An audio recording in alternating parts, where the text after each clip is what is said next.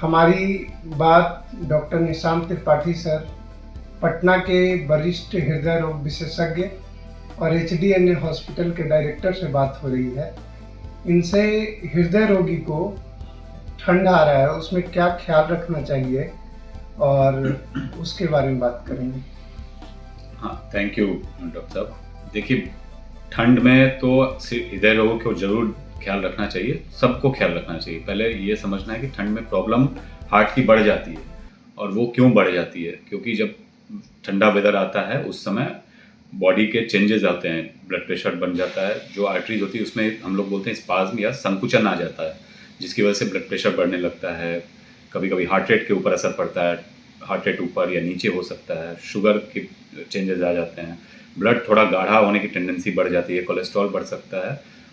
दूसरा प्रॉब्लम ये होता है कि इस ठंड के वेदर में हमारा खान पान भी थोड़ा बढ़ जाता है, ना चाहते हुए भी हम लोग ज़्यादा खाते हैं और एक्सरसाइज की कमी हो जाती है।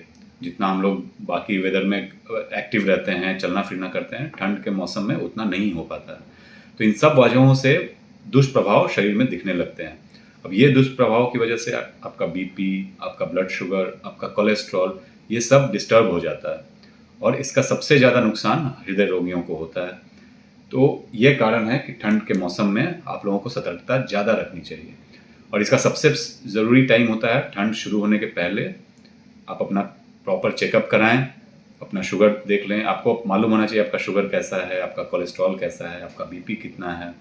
अपने चिकित्सक की सलाह लें ताकि अगर ज़रूरी हो तो दवाइयों का डोज एडजस्ट कर पाएँ इसके पहले। जो लोग पटना नहीं आ पाते हैं या मतलब जो इलाज के लिए संभव नहीं है, उनके लिए मतलब क्या है कि जो अपना थोड़ा सुरक्षा कर सकें। जो जनरल प्रिकॉशन मैंने अभी बताया वो सबके लिए है, इसमें पटना आने की ज़रूरत नहीं है। जैसे मैंने बताया कि ठंड में ये नॉर्मल रिस्पॉन्स है, जो आप कहीं भी हैं तो होगा।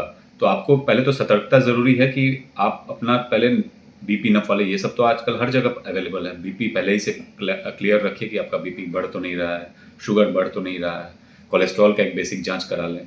आप अगर हृदय रोगी हैं और हृदय रोगों की दवाइयाँ चल रही हैं तो आपने जो चिकित्सक हैं उनसे ज़रूर सलाह ले लें कि उनके डोज में कुछ परिवर्तन करना है या नहीं करना है।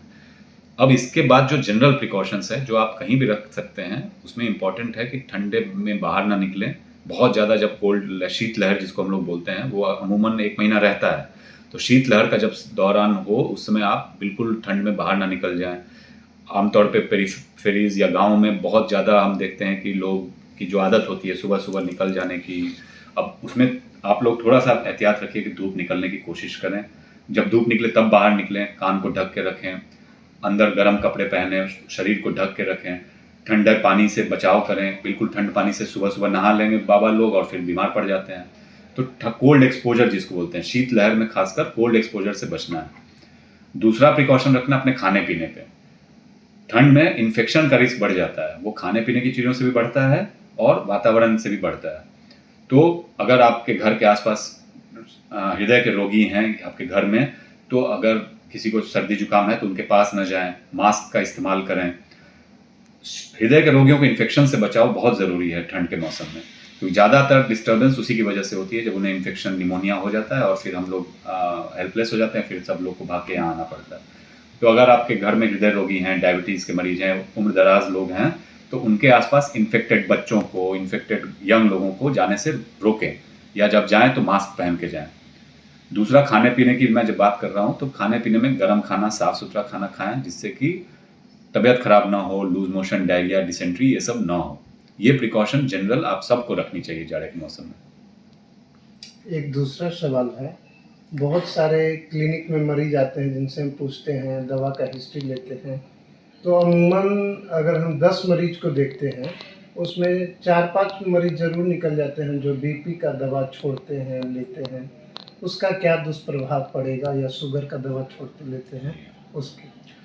देखिए, ये सबसे बड़ी समस्या है, सिर्फ हमारे यहाँ नहीं, पूरे देश में, मैं कहूँगा पूरे विश्व में, दवाइयाँ ठीक से नहीं लेना। ये जो हम लोग सुनते रहते हैं हृदय रोग बढ़ रहा है, हृदय के रोगियों की संख्या बढ़ रही है, मौतें बहुत ज़्यादा हो रही हैं हृदय रोगों से, और इसके बारे में सिर्फ चिंता करते हैं, बट उसके कारण पे अगर आप जाओगे तो ये पाओगे कि बीपी कंट्रोल नहीं हो पा रहा है। एक सर्वे के अनुसार हम लोग सिर्फ 1/3 लोगों को पहचान पाते हैं जिनको हाई बीपी है, क्योंकि बहुत सारे लोग चेक ही नहीं कराते हैं, उस 1/3 में से भी सिर्फ 1/3 का ही इलाज ठीक से हो पाता है, उसमें से भी सिर्फ 1/3 का ही बीपी कंट्रोल रहता है। इसका सबसे प्रमुख कारण है दवाइयाँ ठीक से नहीं लेना, जो प्रिस्क्राइब किया हुआ है दवाई नहीं लेना, जिस डोज में बताया गया है नहीं लेना। कई बार दवा के नाम में कन्फ्यूजन हो जाता है, क्योंकि हमारे यहाँ ब्रांड नेम लिखने की परंपरा है। तो ये सब दिक्कतें तो हैं। इसमें मरीज को आप हमेशा कन्विंस कीजिए कि दवा जो है जितना बताया गया है, बिना चिकित्सीय सलाह के, बिना किसी चिकित्सक के बताए, ना उसका डोज आप कम करें, ना बढ़ाएं, ना खुद से बंद करें। अगर आपको दवा खाने से कुछ तकलीफ हो रही, कई मरीज सोचते हैं कि मेरा बीपी कम हो गया तो हम बंद कर देते हैं, ये कभी नहीं करना है। अगर आपको लग रहा है कि बीपी कम होने से आपको कोई तकलीफ हो रही है, जैसे चक्कर आना, कमजोरी या कुछ और आपको दिक्कत लग रही है दवा की वजह से, जो आपको लगता है कि दवा की वजह से हो रही है, तो अपने चिकित्सक से मिलिए, उनको बताइए कि हम जब से बीपी की दवा खा रहे हैं हमको ये परेशानी है। फिर चिकित्सक आपकी जांच करके बताएंगे कि दवा कम करना है, बंद करना है या नहीं करना है। अपनी मर्जी से कभी भी दवाओं को चेंज या बंद ना करें। ये मेरी बहुत हाथ जोड़ के प्रार्थना है कि आप अपनी बीपी की दवाइयाँ या शुगर की दवाइयाँ या हार्ट की दवाइयाँ अपने मन से चेंज ना करें। Thank you sir. Thank you very much. बेहतर शिक्षा सही मंजिल, रामकृष्ण परमहंस विद्यालय, affiliated to CBSE new Delhi, 10+2 तक मान्यता प्राप्त। बच्चों के स्वर्णिम भविष्य के लिए डायरेक्टर चंद्रभूषण शर्मा उर्फ भोला बाबू के निर्देशन में बच्चों की जिंदगी को सही राह दिखाता रामकृष्ण परमहंस विद्यालय, यानी बच्चों का ब्राइट फ्यूचर।